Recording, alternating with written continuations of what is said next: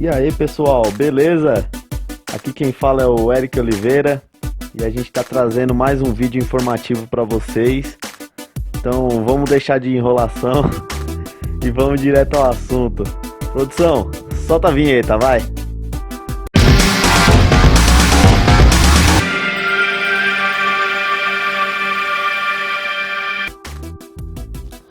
Então galera, vamos começar pelo item principal, né, dessa nossa ficha técnica, o motor. O que a gente pode dizer do motor da Next 250? Na minha opinião, é o motor assim com o melhor desempenho para uma moto básica, tirando as motos de categoria premium. O que vamos dizer seria as motos de média cilindrada? São as motos da Kawasaki, tanto a Ninja 300 quanto a Z300. São as duas motos da KTM, a Duke 200 e a Duke 390, né? São também as duas motos da Yamaha, a R3, recém-lançada no Brasil, e a MT-03, que ainda está para ser lançada no Brasil. Essas 6 motos eu colocaria no patamar de motos categoria premium, onde o valor de aquisição é bem mais alto que a maioria das outras motos na faixa de 250 cilindradas e 300 cilindradas. Então elas têm um valor aquisitivo muito maior que as outras. Também tem um valor de projeto, tem um desempenho melhor do que os outros projetos, como por exemplo o da Phaser 250, o da CB Twister, recém-lançada pela Honda, a CB 300, a antiga Twister. Esses projetos mais antigos não se comparam com o motor da Next 250. A Next 250, a partir da entrada da MT3 aqui no Brasil, vai mudar de patamar. Ela vai deixar de ser uma moto comum e vai ser como se fosse a moto mais básica e valor de compra mais baixo entre as motos premium. Porque o projeto do motor dessa moto, com refrigeração líquida, com o motor, mesmo sendo monocilíndrico, mas assim com um ganho de potência mais puxado para as rotações mais altas, assim como a MT3, assim como as Duke, assim como a Ninjinha e a Z300. Então essa moto, na minha opinião, tem um motor com um projeto muito mais avançado do que, por exemplo, dessa CB Twister que está entrando no mercado, que é essa CB 300, que para mim é uma moto assim mais de nome do que de desempenho, até porque toma pau toda hora. Se você pegar uma retinha um pouco mais longa, você dá pau da CB 300 fácil, da terceira marcha para frente, velho. Você começa a desenvolver muito mais que a CB 300, ela já começa a perder rendimento. E aí você vai só passando e dando cada vez mais distância dessa CB300, apesar dela ter mais cilindrada do que a minha moto, né? Mais cilindrada do que a Next 250. Então isso já mostra que só cilindrada não é tudo. Tem que ter todo um projeto, todo um desenvolvimento por trás. E já dando continuidade ao assunto sobre projeto, sobre potência, vamos para o próximo item, né? Potência máxima, que segundo a ficha técnica, a motoca tem 25 cavalos a 7.500 RPMs, né? Cara, esse número no final das contas não significa muita coisa, porque ela é muito mais do que isso, ela vai além disso. Ela consegue demonstrar potência, na minha opinião, antes mesmo dessa faixa, né? Ela com 6.000 RPMs, ela já tá mostrando bastante torque, o motor já começa a encher. E assim, se você acha que a motoca é só aparência, essa daí só é bonitinha, vem tentar tirar um peguinha do lado pra você ver só. Meu, depois dos 6.000 RPMs, cara, o motor vai enchendo. Meu, fica forte demais. Quando você tira a mão, se você tá vindo em aceleração, tá subindo o RPM, você tira a mão, a moto até dá um coice pra frente por causa do freio motor. Ela vem embalando muito forte e de repente você tira a mão, ela dá uma baixada de frente assim, porque ela é uma moto muito forte comparada com outras que você vê por aí que vai enchendo bem devagarzinho e tal, ou diferente de alguns outros modelos que dá aquele puta tranco logo na saída e depois só anda embalada. Ela não, cara, ela é mais ou menos o contrário. Ela no começo ela começa bem mansa, bem tranquila. Passou dos 5.000 RPM aí, cara, você já começa a ver a moto ficando forte. E aí, malandro, aí fica difícil de pegar, hein, velho. Dá canseira nessas motocas mais bem preparadas, hein. Falar pra você. Se você acha que é fácil, encontra uma Next do lado e chama pra dar uma esticada pra você ver só. Mas beleza, vamos para o próximo item, que é torque máximo. Na ficha técnica eles apresentam como 2,63 kg, né? Atingindo na faixa dos 6.500 RPM. Bom, o que falar sobre o torque dela? O torque dela é muito bom. Originalmente, né? Ela é estoque com o peão 13, né? 13 dentes. Ela tem um torque, meu, invejável. Não tenho do que reclamar. Tanto é que com o passar do tempo eu comecei a perceber que ela tinha muito torque e no final das contas uma final relativamente baixa para o que eu gostaria, para o que eu esperava da moto. Eu gostaria que ela estivesse andando mais, então o que eu aproveitei, já fiz uma modificaçãozinha nesse conjunto geral dela. Eu mexi na relação, eu coloquei um pinhão 14 dentes. Então o que acontece? Ela normalmente já em baixa rotação, abaixo dos 5.000, 5.500 RPM, ela é muito mansa. Ela não te dá susto, ela vem ganhando velocidade gradualmente, tranquilamente. Não, você não sente nenhum tranco. Aí passado essa faixa de rotação, ela começa a ficar muito mais forte. Então o que eu fiz? Eu vendo que ela não ia perder tanto de média rotação e nem de alta rotação, talvez ficasse um pouco mais mansa em baixa rotação, então eu troquei o peão, botei um peão 14 e aquilo, ela não perdeu toda a agilidade, o torque dela já em movimento. A única coisa é que a primeira marcha dela é muito mansa, então assim, você vai sentir potência mesmo já quando você está praticamente mudando de marcha. Tanto é que a minha moto, por exemplo, assim que eu troco da primeira para a segunda, ela dá um coice, ela dá um tranco e ganha mais potência, porque ela tá vindo forte, só que quando ela engata a segunda, aí ela fica ainda mais forte.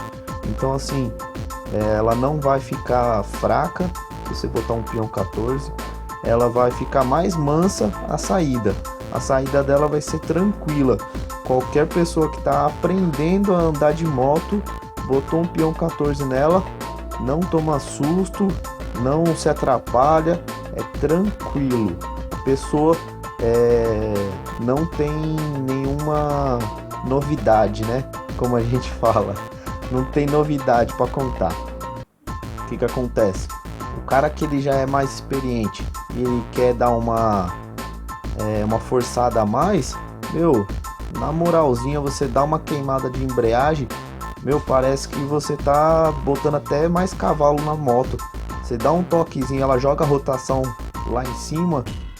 Quando os discos de embreagem fecha de novo, meu, parece que a moto deu um gás, né? Então ela volta a ter a mesma agilidade, a mesma potência que ela tem normalmente com o peão 13, já logo no comecinho das rotações. Então beleza, vamos lá pro próximo item, que a gente selecionou a altura, a largura e o comprimento da moto, né? Eu acho que vocês já devem ter percebido que eu andei pulando alguns itens. É que eu acho que a gente tem que comentar sobre alguma coisa que a gente tem conhecimento, que a gente tem alguma experiência para passar, alguma coisa para falar de algum item que eu não tenho a menor noção, que eu não tenho muito conhecimento, que eu não tenho nada de diferente, de interessante para falar igual a todo mundo fala, eu prefiro pular esse item e nem dá muita importância no vídeo, né? Mas voltando ao assunto, a altura, a largura e o comprimento dessa moto também é muito interessante, muito bacana, porque a altura dela é própria para quem tem uma estatura média. O cara que não é nem muito alto nem muito baixo veste a moto muito bem. Eu tava percebendo até umas pessoas que tem uma estatura um pouco menor que a minha e eu que tenho 1,75, pessoa por volta de 1,65 deve alcançar o chão nessa moto bem facilmente, bem tranquilamente. Não deve ser nada de muito difícil para ela não. A largura é um dos itens muito legais dessa moto. Visualmente, você bate o olho nela, você fala, nossa, moto grande, moto imponente, moto diferenciada. Porém, essa largura visual de estética não reflete nada no trânsito. Quando você está num corredor, quando você está num trecho mais apertado, se você vai fazer uma manobra até mesmo numa garagem ou em algum lugar mais apertadinho, você sente que você está pilotando uma moto de metade da cilindrada, parece que você está pilotando uma CGzinha, uma Fanzinha, que você está numa IS, parece que você está numa moto muito menor de proporções do que ela realmente é. Ela passa em qualquer lugarzinho. No dia a dia, a largura dela é igual a como qualquer outra moto. Se uma CG passar, eu passo também. Então, com relação a isso, se você falar, não sei se eu vou comprar, ela é meio grande, não vai passar bem no corredor, meu, não pensa desse jeito, porque visualmente parece, mas depois que você sobe na moto e começa a andar, você perde qualquer receio da largura dela ser maior que as outras, pode ficar tranquilo. Comprimento também é uma coisa que eu que já tive uma moto, uma Kansas da Dafra também, né, uma Kansas 150, o comprimento dela era muito maior do que da Next, me gerava muito mais problema. O comprimento dessa moto de 2 metros, meu, tá tranquilo, cara, um pouco maior do que uma CGzinha. Meu, aonde uma moto pequena passar, você passa. Não precisa ficar com receio com relação a isso, não. Então beleza, pessoal, vamos pro próximo item. E o próximo item escolhido foi o peso da motoca, né? Da Berenice, então. Vamos falar baixo porque a Berenice ela tem um receio, né, com esse negócio de peso. Ela fica meio neurótica, entendeu? Com esse negócio do peso. Ela fica se sentindo um pouco gorda, né? Vamos falar rapidinho. O que acontece? peso dela é um pouco maior do que uma moto da categoria, ser bem sincero. Eu já subi numa CB300, já subi na Phaser e, meu, não se compara, cara. É a mais pesadinha dessas três aí. Aí na Zuma eu ainda não subi. Twister também ainda não subi. E eu imagino que aquelas motos premiums que eu citei lá no começo do vídeo, ela também deve ser uma das mais pesadinhas. Ela deve estar brigando forte com aquelas motoca premium. Porque apesar delas serem premium, elas são um pouco mais pesadas mesmo, é normal. Porque são motos desenvolvidas mais para andar de uma forma mais agressiva, a uma velocidade um pouco mais alta, né? Então é normal que eles façam um projeto voltado para ter um pouco mais de estabilidade e consequentemente um peso um pouco mais elevado para segurar no chão, né? Senão sai voando, né? Tá ligado? Rapaziada, o papo tá bom, tá divertido, mas agora o bagulho vai ficar sério, velho. A porra vai ficar séria. Próximo item, qual que é? Segurança. Item de segurança principal, o que é? Freio. Meu, esse item dessa moto é um caso muito sério, velho. Muito sério mesmo, sem maldade. É tipo praticamente um contraste, né? Entre algo muito bom e algo muito ruim. Eu vou por partes, né? Vamos começar falando do freio dianteiro. O freio dianteiro, logo que eu peguei a moto, eu me surpreendi. Eu estava acostumado com o freio também a disco, só que da Kansas, e me surpreendi bastante com o freio dianteiro que veio na moto e tal, não estava acostumado. Achei muito bom, gostei pra caramba. Mas conforme você vai andando, cara, você vai aí explorando mais a moto, você vai aumentando a velocidade, você começa a fazer manobras um pouco mais rápidas e tal, e consequentemente você começa a exigir mais dos freios. E cara, eu vou falar pra você, conforme eu fui explorando mais a moto, eu fui me surpreendendo com o freio da frente, né? Freio dianteiro, de uma forma ruim. Porque o que acontece?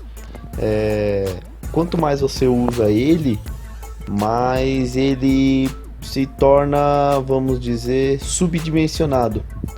A sensação que eu tenho, eu como usuário, é que o freio da frente foi subdimensionado. Por mais que eu alicate ela, que eu force bem ela, ele dá uma escapada, ela dá como se eu posso dizer, uma escorregada. Ele não trava totalmente, até parece como se fosse um ABS, só que essa moto não tem ABS. O que acontece? Em alguns momentos eu gostaria até que ela tentasse dar uma travada, porque você, numa situação de emergência, se o freio da frente trava, você vai falar, porra, eu vou dar um RL. Não é bem assim. Dá para você controlar um RL na pilotagem, nas suas atitudes assim de segurar o corpo, de você dar uma soltada na mão no último instante, você consegue controlar. Agora, numa situação de emergência, você alicata o freio, torce para ele dar aquela travada e te segurar, e ele não trava, ele não te segura. O que você vai pensar? Você não vai ficar puto? Você vai falar, porra, caralho, eu queria tanto que essa porra tivesse travado e, meu, nem que ela desse aquela alicatada, eu segurava no braço mesmo e controlava a situação. E o que acontece? O freio traseiro é exatamente o oposto dele. O freio traseiro parece que foi, meu, super dimensionado. Logo que eu peguei a motoca, eu não achei que era tudo isso e tal, porque eu costumava usar muito pouco e tal, então eu não achei que era tudo isso.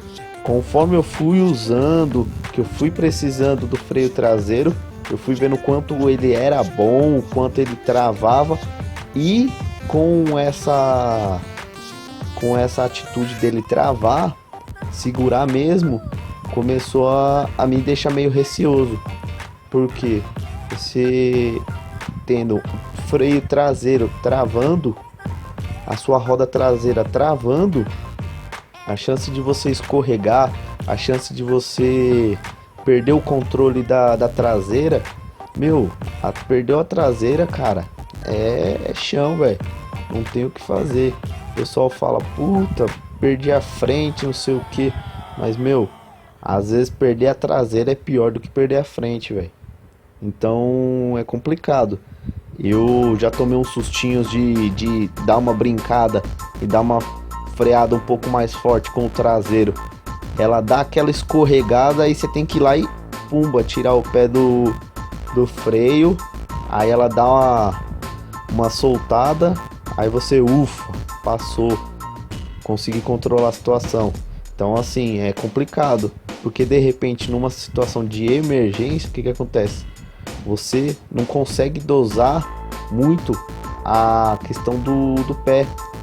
O pé já é uma coisa muito de instinto. Se você tiver muito acostumado a estar sempre freando com o pé, no momento de susto, você vai meter o pé no freio. Aí o que acontece? A roda trava. Travando, a chance de você cair, de acontecer alguma coisa, não pelo seu susto, não pelo a necessidade da emergência, e sim por você ter freado muito forte com o traseiro, porra, é muito maior. É capaz de você cair por causa disso e não cair por causa da emergência, entendeu? Então é uma situação complicada, difícil de administrar. Vai de cada um se autocontrolar, se autodosar. E também aquilo, conforme você vai usando, você vai ganhando experiência, você vai tendo a sensibilidade tanto em um como em outro, sabendo o seu limite, tal freio eu posso forçar até aqui, tal freio eu posso forçar até ali, e aí dosando. Mas é uma coisa que cada um tem que aprender por si só. Fica aí a dica, né? Beleza, gente, vamos dar uma descontraída agora, né? Vamos deixar de lado um pouco essa seriedade toda. Vamos mudar de assunto e vamos pro próximo item, vai. O próximo item escolhido é a capacidade do tanque da moto, né? A capacidade do tanque da Berenice é bem grandinho, né? Ela tem 14 litros e é uma capacidade bacana. Só um exemplo para vocês, né? Somos aqui todos testemunhas. Eu ando com essa moto a semana inteira, segunda a segunda, para tudo. De ir na padaria até fazer viagem de tipo 200 quilômetros. Faço tudo com ela. Eu abasteço normalmente sempre no domingo, final da tarde, e rodo durante a semana uma rotina normal da casa pro trabalho, do trabalho para faculdade, da faculdade para casa. Isso todos os dias, né? 5 dias na semana. Quando chega na sexta-feira, depois da faculdade, eu chego em casa e ainda tem, por exemplo, uma barrinha. Então, por exemplo, se eu for sair no sábado para fazer alguma coisa, se eu não escolher ficar em casa, se eu escolher sair para algum lugar, eu ainda tenho uma autonomia de, por exemplo, no mínimo uns 2 litros antes de chegar na reserva. Então, galera, chegamos agora ao nosso último item, né? O item talvez, se não mais importante, mas um dos mais importantes, né? Eu acabei deixando ele por último de propósito. é o pneu dianteiro e pneu traseiro. Pneu dianteiro não tem muito o que falar, é um pneu muito bom, pneu Pirelli, vem o Demon dele, é o Sport Demon, isso mesmo. Um pneu muito bom, não tem o que reclamar, pelo menos dianteiro. O traseiro, não é que existe algo a se reclamar, mas existe uma situação muito errada na minha opinião. Por exemplo, essa moto Next, ela é vendida na Europa e vendida na Ásia com pneu traseiro medida 140, isso original. Você compra ela na concessionária, ela já sai com pneu 140 da loja. E por que que aqui no Brasil a gente sai com pneu 130, velho? É uma puta sacanagem. Inclusive, eu acho que uma economia porca, porque se a Dafra fosse um pouquinho mais inteligente, um pouquinho mais esperta e aproveitar essa situação, já iria ganhar muito mais público, muito mais gente, colocando logo um pneu 150 nela.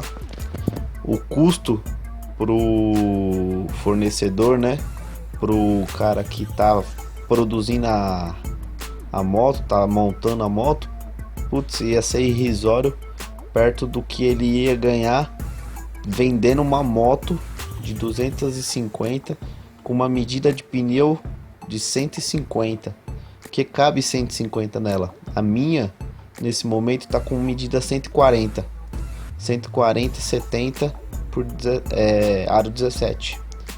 Só que eu vou colocar agora o pneu 150, porque esteticamente fica muito melhor, fica muito mais bonito. Para rodar, por ele manter a proporção, o percentual da banda lateral, ele vai ficar um pneu muito maior, vai ficar um pneu muito mais alto, né? Não mais largo, sim, por estar aumentando, mas ele vai ficar mais alto também. Então ela vai rodar muito mais, ela vai acabar desenvolvendo mais velocidade. Eu acho que essa moto vai ficar muito show mesmo quando tiver com pneu 150. Assim que acabar esse pneu, eu vou colocar o pneu 130, que eu tenho ele aqui guardado aqui em casa. Vou terminar de gastar ele também, e depois, quando acabar com os dois mesmo, eu vou trocar logo o par, né? Tanto traseiro quanto dianteiro. E é isso. Então é isso, galera. Se você gostou do vídeo, não se esqueça de dar um like. Se você quiser também, compartilha. Não se esqueça também de se inscrever no canal para já ir acompanhando a saga, os próximos vídeos que eu vou lançar.